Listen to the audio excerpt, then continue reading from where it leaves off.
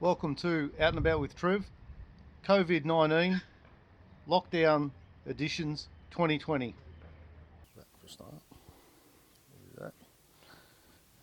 Welcome to another episode of Out and About with Trev. Firstly, I'd like to thank everyone that's had a look at my previous episode that's been up for, about 3 weeks now. And that was about my, 9-day hike from JB Plain down to Bright. And during that I turned 50 years old, and that was done at the end of last year, at the end of November. Didn't go to plan. Ah, jeez. I got to tell you, this wasn't on the brochure. It's a bit rare. All right.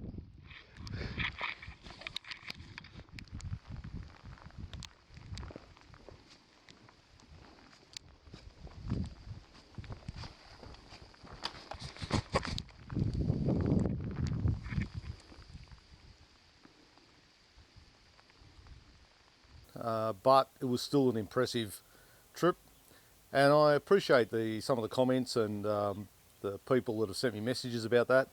At the end of the day, this was the biggest hike I've ever done, and it was a bit of an FU to getting older, to be honest. So I really enjoyed it. At the time, I was planning to do another hike only a week or so later. I was going to be up on Mount Bogong for Christmas. That didn't happen because we had the bushfires, and then after we got sort of through December, we got into January, February, just started to seem to kick the year off, and I really wasn't sure what was going to happen in the year, to be honest. I was starting to sort of work out and just come up with some ideas on what I was going to do for 2020, and then we've had the COVID-19 crisis, which has gone around the world more than once. So it's been very, very tricky. The last few months we've all been in lockdown, and we've had various lockdown levels, and they're slowly relaxing them. It's going to be interesting to see how, as we come out, just how we bounce back and what happens. But anyway, that's for the next few months. But luckily for me, the last couple of months have actually been pretty interesting. People that have watched my channel will know that I was able to purchase a vehicle. I actually haven't owned a car for 7 years. I've been trying everything. I've tried to earn money. I've tried to get my degree so I could chase the bigger dollars. That hasn't happened. I was really stuck in a very low socio-economic bracket, and buying a vehicle was just always out of my grasp.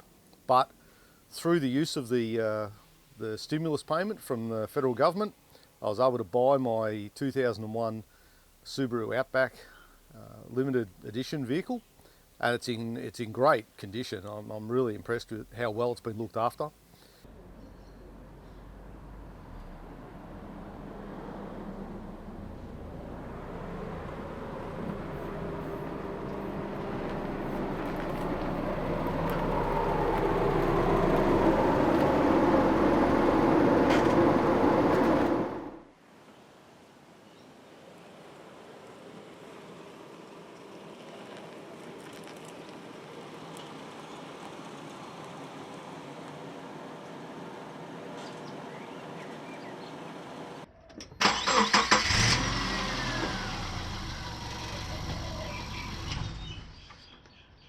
Well, it's been a long time since I've sat in the driver's seat of my own car, and this one's going to be awesome. There was a bit of a rush at the start. I was like really excited about getting it. I just wanted to get it on the road. I tried to cut some corners, and I've now realised that there's no real option. I've got to do all the work that I've got to do to it. I had a mechanics report that said I needed to replace, suspension bushings, and it's got a blown head gasket and things like that. And I actually put it up for roadworthy, and the roadworthy people said exactly the same thing. They said, you've got to do some work on your engine, and you need to replace a heap of suspension bushings. So that's fair enough. I mean, like I say, I did get caught up in it a little bit, but I'm now really focused on doing exactly all the work I have to do to get this thing on the road, because it's going to be absolutely brilliant. So over I got the vehicle on the 1st of April, and straight away I've done a few little jobs on it. I fixed a tailgate leak. There was quite a bit of water leaking into the vehicle, and if I'd left that unattended, that would have caused some real damage to the interior, so I had to fix that. And I don't have a garage to put my car in, so it just sits out in the open, so the rain and hail and whatever else hits it. So I had to fix that immediately. I've done a couple of little jobs as well. I took the windscreen wipers off it and give them a respray. I've replaced the rear wiper blade, things like that, just little things. And then I had to remove all the seat belts, and gave me an option to pull the seats out, give the whole thing a clean inside, and then replace. It was going to cost, so much to get just normal black seat belts, and I decided to pay a little bit more and get sexy blue ones. I think they look great. My name is Kit Watts. This is a lovely Aiden Bateman, Bob Dylan on keys. If you like what you hear, everything's original. We do have some CDs, so you can take us home with you. Unless you're a nice lady and you're like Aiden, he's single, you can take him home and he's free. He's pretty hungover, so you won't even have to wine and dine him, I don't think. He'll go willingly. This one's on one of the CDs. This one's called Bleed.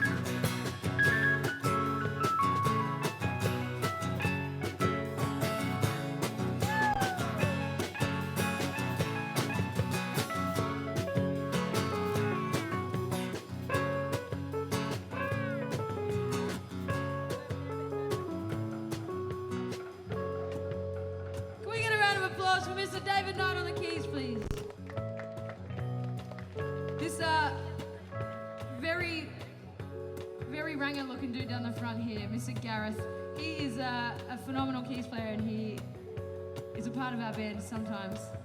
So Dave really didn't want to do that because his first instrument is not the keyboard.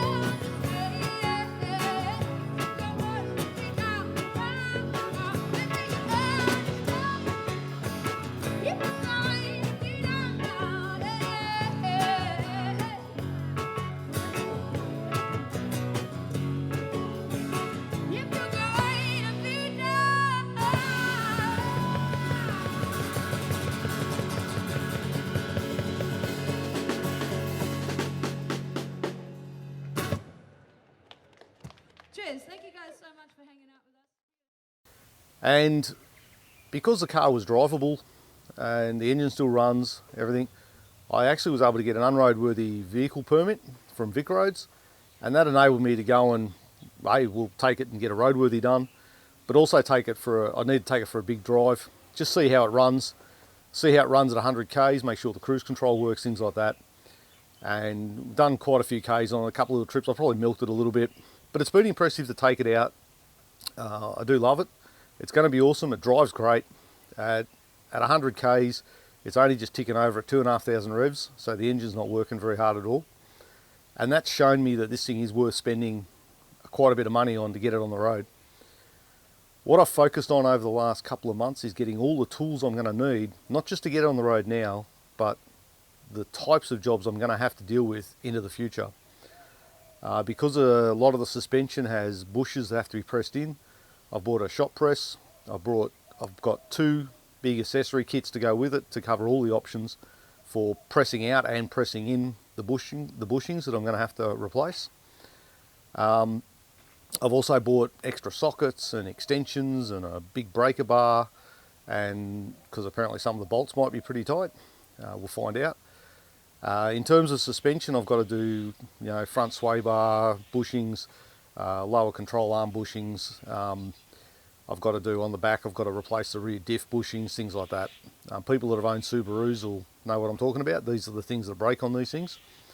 Parts are still easy to get for it. It's not bad. Being a 19-year-old car, I can still get parts for it. Very happy with that. And not too costly either. The front CV drive shafts that I have to replace, to just replace the ball, the universal ball joint at the end, was about 40 or 50 bucks, 60 bucks. And for 117, I can get a whole shaft with both ends and all the drives and everything. So I just went for the 117 option. That's on order. So that's going to be all the suspension. And what I'm going to do is I'm going to do the rear suspension first, so the rear diff housing, the rear diff bushing, sorry, and the some of the lower control arms, and replace those bushings and get that done. Then I'll flip the thing around and I'll do the front CV drive shafts, the lower control arm bushings and the sway bar bushings. And at that point I'll get another unregistered vehicle permit so I can take it and get a wheel alignment. And then once I've got all that done, then that'll be all the underneath the car done. Then what I can do is I can drive it in, and it'll be time to take the engine out. Going to take it right out, put it on an engine stand, and then replace both head gaskets and all the whatever other gaskets I need to replace in there. I'm going to get a new timing belt and all the pulleys and the things that I need for that. That's a whole kit. A new serpentine belt, which is the big belt that runs around the front. Historically we just called them a fan belt, but this thing's a little bit more complicated. It goes around a lot of things. So it comes off the crank and then it goes around the power steering, then it goes across and around a couple other things, and it goes around the air conditioning. So it goes around a lot of things, so I've got to replace one of them. I'm actually excited about the engine side and taking the engine out and working on that. Some of the suspension is a bit freaky, it's a bit complicated, more complicated than I've had to deal with in the past. So, but that's where it's at. In terms of schedule and things like that, I want this thing on the road, but I've got to make sure it gets on the road properly. So I've put a big order in for my suspension. That's been delayed. I've got to wait 3 weeks for it to turn up. So I'm just treading water at the moment until that turns up. So that'll take me into July. So in the second week of July, I should be ripping out all the suspension and doing that work. At the same time, I'll be able to order all the parts for the engine. And then what I'll be able to do is, so it'll all happen basically all at once in the second and third and fourth week of July. Where I hope to be at the end of July is basically I've done all the rear suspension and the rear diff bushings, the front, and I should have the engine out, and that's where I should be at the end of July. I know I've said that before, but this time it's really happening. I thought I could cut corners, but obviously I can't. So in terms of if that all happens and that goes to plan, that means in the first week or 2 weeks of August, I'll have the heads away, they get machined, then they come back, I put it all back together, and sometime around sort of middle to late August, I should actually have the thing ready to go for another roadworthy, and this time it should get over the line, and that's basically where it's at. Well, in terms of this project, which a few months ago I titled my 2020 vehicle project. Like I said, I haven't had a vehicle for just about 7.5 years. I had to plan a lot, and I had to get new tools and also do a few of the jobs. So I've got a list of the jobs I've done, and also just listing all the costs for that. So this is a big project for me. I've spent about $1,200 on tools because I had to get some specifically for the Suby. So there you go. And I've also, it's good to plan all the costs and everything. So I've had to pay for these systems, and this is for the suspension part. This is for the engine, and I've still got to get a few little tools. But basically, I'm getting there. By the time I finish, it looks like it'll cost me about $5,000, but that'll still be a nice vehicle. And like I said, it's not just about getting this on the roads for now. It's about making sure that I've got all the gears I need to fix up whatever's going to happen in the future. Hopefully, I can have this vehicle for probably the next 5-7 years. That'd be good. And then we'll just, I don't know what my next one will be, but there you go. At the moment, this is basically where it's at. So, like I said, it's a big project. I've had to plan a lot. I've had to do all the schedules, budgets and things like that. And I'm doing a little bit of work at the moment, and that's really great to get some more dollars and throw them into this project. But, like I said, this is, it's taken me a while to get this, and people might think, well, if you're going to spend $5,000, why didn't you just get a $5,000 vehicle? Well, the problem with that is I'd have to have that amount of money in my hand, but because of my low, budgets, this is a better way to do it. Get the car, get it here in the driveway, and then, when I can buy, I didn't buy all this in one day. This has taken me 3 months to put all this together. So that's just the way it goes sometimes. Sometimes you just got to do it, how you can do it. And when you're on a tough budget like I am, this is the only way I can get a vehicle on the roads. But like I said, I'm getting there. It's starting to, like I say, all of the suspension bushes and everything, that's already been ordered, and that's on its way. Towards the middle of July, I'll be able to order everything I need for the engine. The only thing I'm really not sure about what it's going to cost me is to get the heads machined. People have told me it's like $400, $500, $800, $900. So I don't think mine will be too bad. So I'm thinking mine probably maybe $400 to $500. Hopefully, we'll just see how it goes. I'm also going to get got to throw some new engine oil into it. I'll get some spark plugs. I'm going to get some new spark plug leads. They're going to cost a bit more than that actually, and they're going to be blue, just the way it goes when you've got a blue car. Anyway,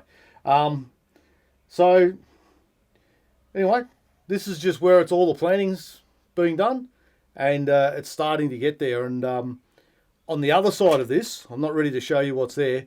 On the other side, I'm starting to plan, once I got this on the roads, how I'm going to put all my filming equipment in the back of it, how I'm going to set that up. I've got to do some work on that, but that's once I've got it on the road. So once I get this thing, registered and on the roads, then I'll be able to turn this over, and then I can start doing that. But at the moment, this is basically what I'm focused on. This is the most important thing I've got going at the moment. It is going to be very exciting. I'm looking forward. I've got some amazing trips planned, and I've got trips planned to places I've never been to before, so that's going to be exciting. But in terms of my filming, I've recently done some filming for a local band for a music video, and they're trying to stamp themselves and get somewhere. I had to get a mate come and pick me up with all the gear and take me just down the road. So things like that are going to be a lot easier. I'll also be able to do bigger jobs further away, and it's going to be very exciting. But that's about where it's at.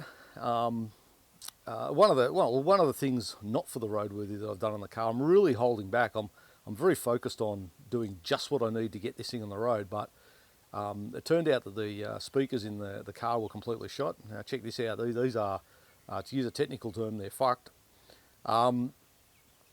And I replaced them with some nice Kenwood 6-inch speakers. They sound great.